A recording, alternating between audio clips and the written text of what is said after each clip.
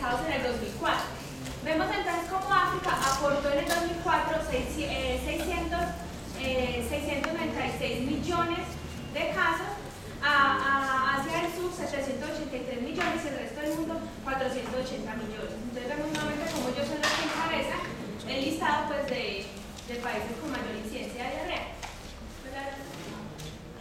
En esto vemos entonces que el 80% de los casos de muertes en niños por diarrea se dan también en estos países. Ya tenemos pues las cifras, según nuevamente estudios del 2004.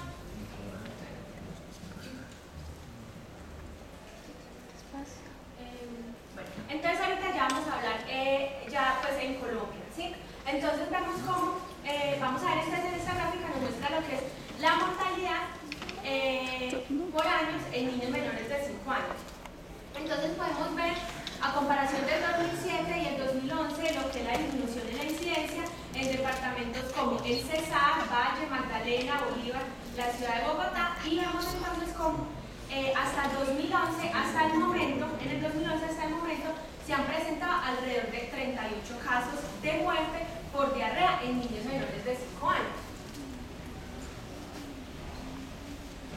Acá, esta gráfica lo que nos está mostrando, o el cuadro de arriba, perdón, nos está mostrando cuáles son los grupos de edades que se ven más afectados. Entonces, esto es según estudios epidemiológicos realizados en el 2010. Entonces, vemos como la edad en la que vamos a encontrar que los niños se afectan o son más afectados son los niños menores de 1 año. Entonces, vemos cómo ellos representan lo que es el 62,65% de los casos de diarrea que se presentaron en el 2010, y ya los niños entre 1 y 4 años representan el 37,38%. También vemos acá ya la distribución según el sexo, y vemos como el sexo masculino se ve pues levemente afectado en comparación pues, con el sexo femenino.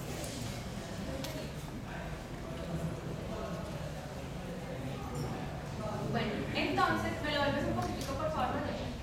Entonces, hasta el momento en Colombia se han presentado 893.991 casos de diarrea. ¿Me lo adelantas, por favor? En los cuales Armenia aporta 17.900 de estos casos. Esos son los casos pues, informados, ¿sí? Y como ya lo había mencionado anteriormente, hasta el momento se han presentado 38 muertes en niños menores de 5 años por diarrea en el país. Un segundo, cabe resaltar que de esos 17.900 casos no estamos hablando de 17.900 personas que se han reportado por diarrea, ya que en el periodo una persona puede reportar diarrea en el hospital, en la clínica, en el centro de salud. La misma persona puede hacer varias visitas por diarrea, por enfermedad diarreica aguda. Entonces, de esos 17.900 no estaríamos hablando de unas 17.900 personas, sino que simplemente se toma el dato de las visitas que se realizan.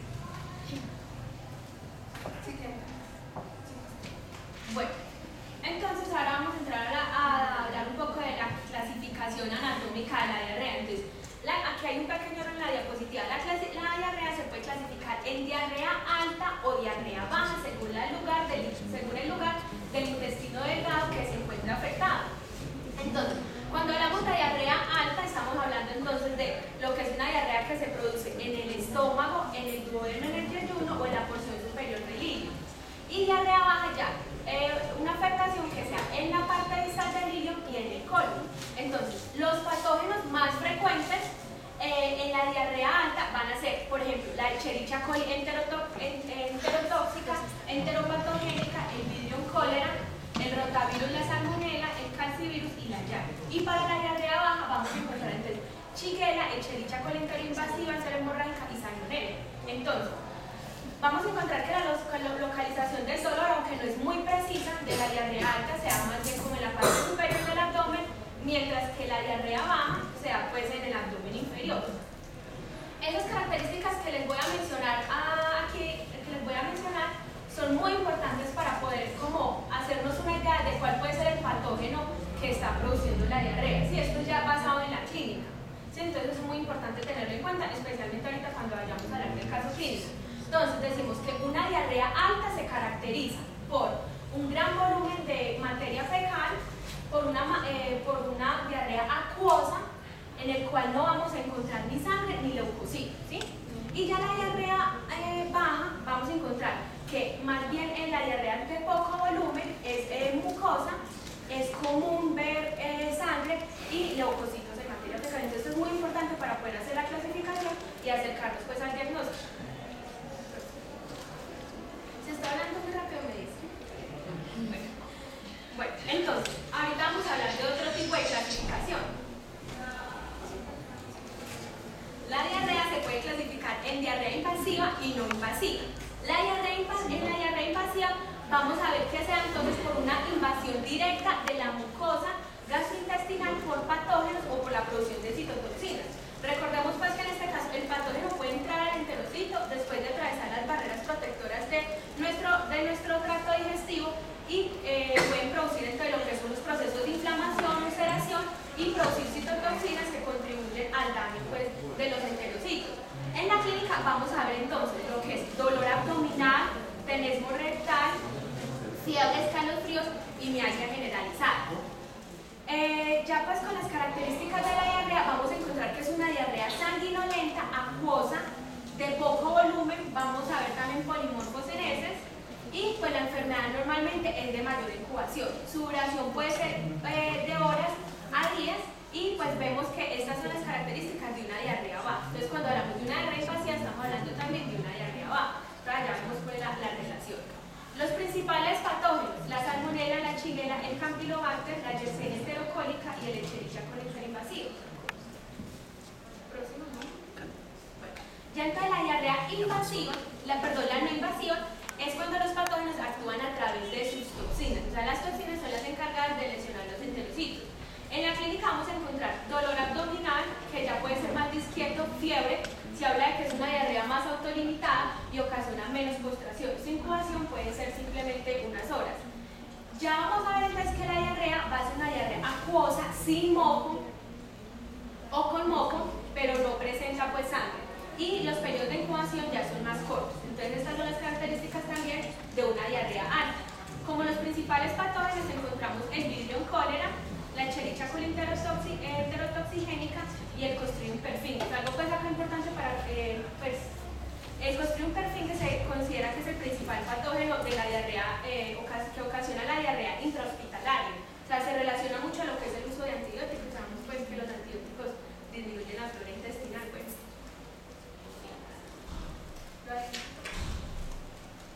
entonces ya vamos a hablar un poco de la etiología. La etiología de la diarrea puede ser entonces bacteriana, viral o parasitaria. Entonces, en una diarrea bacteriana vamos a encontrar las características de una diarrea baja, o sea, acuosa, con moco y sangre, escasa y con polimorfos nucleares. Ya en las manifestaciones clínicas vamos a encontrar dolor abdominal, náuseas, seguida de vómito, tenesmo rectal, esputo rectal y el síndrome urémico hemolítico, que es especialmente para la shigella y para la Escherichia coli interinvasiva.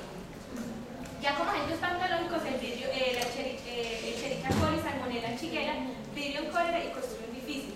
Acá como todo, pues hay excepciones. En este caso, el Vibrio cólera no produce una diarrea sanguinolenta, sí produce las típicas heces en agua y arroz. Entonces, pues igual como siempre, hay excepciones.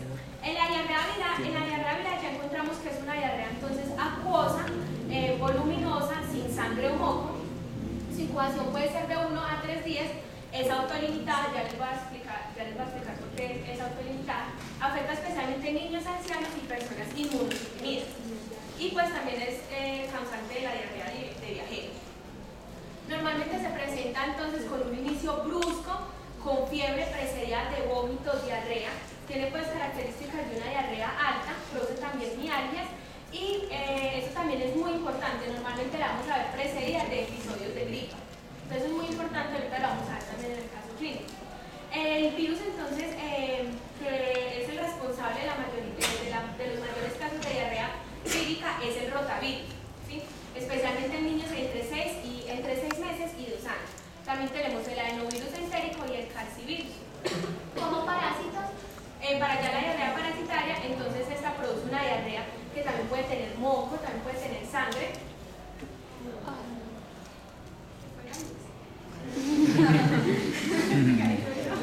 Bueno,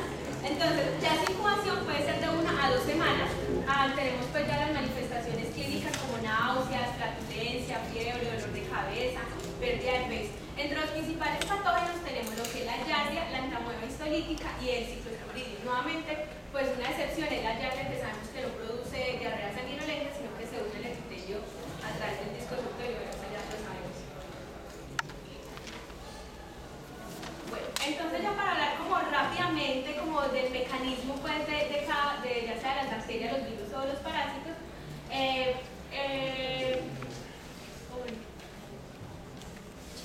las flechas me desorientaron. Bueno, entonces la diarrea viral o el virus normalmente lo que hace es producir una lesión sobre las células, sobre los enterocitos absortivos, pues encargados de la absorción, que se encuentran en las vellosidades. Esto va a ocasionar que las células de las criptas migren hacia las vellosidades. El problema es que estas células son células inmaduras, tienen mayor actividad secretora que absortiva. Entonces, como la mencioné anteriormente, se habla de una diarrea autolimitada, ¿sí? Entonces, se dice que es una diarrea autolimitada porque estas células pueden madurar muy rápido, también pues porque tenemos la inmunoglobulina A, que es el principal anticuerpo protector de la mucosa, y también porque estas células inmaduras no van a tener los receptores para las proteínas de los virus. Entonces, por eso cada vez que estamos frente a una diarrea vírica se dice que es una diarrea más bien autolimitada. Entonces, la pérdida de los fluidos se da especialmente por lo que es la reducción del área de absorción, la disrupción de la integridad de las células y por la deficiencia enzimática, especialmente de la glicosacaridasa. El compromiso epitelial también va a ser un compromiso parcial. Entonces, las regiones sanas del epitelio van a reponer por las áreas que se encuentran afectadas.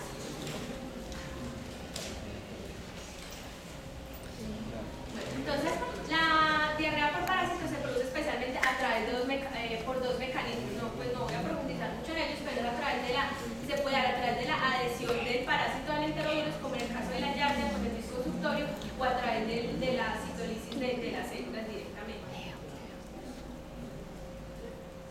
Ya en el caso entonces de la diarrea bacteriana, las bacterias pueden producir diarrea a través de uno o de varios de los siguientes mecanismos. La liberación de toxinas, entonces tenemos liberación de enterotoxinas que estimula la secreción de cloro, de sodio y de agua, como el caso de Vibrio cholera, de la Escherichia coli enterotoxigénica, o a través de la producción de citotoxinas que producen un daño en las células, inhibiendo lo que es la síntesis de proteínas, como el caso de la Escherichia coli enteroinvasiva y enterohemorrágica.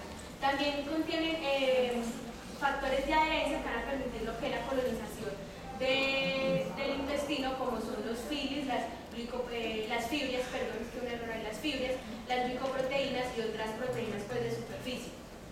También pueden ocasionar una invasión directa de la mucosa con proliferación intracelular. Esto ya lo vamos a ver clínicamente con la presencia de sangres en la materia fecal y a través de la translocación de la mucosa, que produce entonces lo que es una destrucción celular y que provoca una proliferación bacteriana en la lámina propia y en los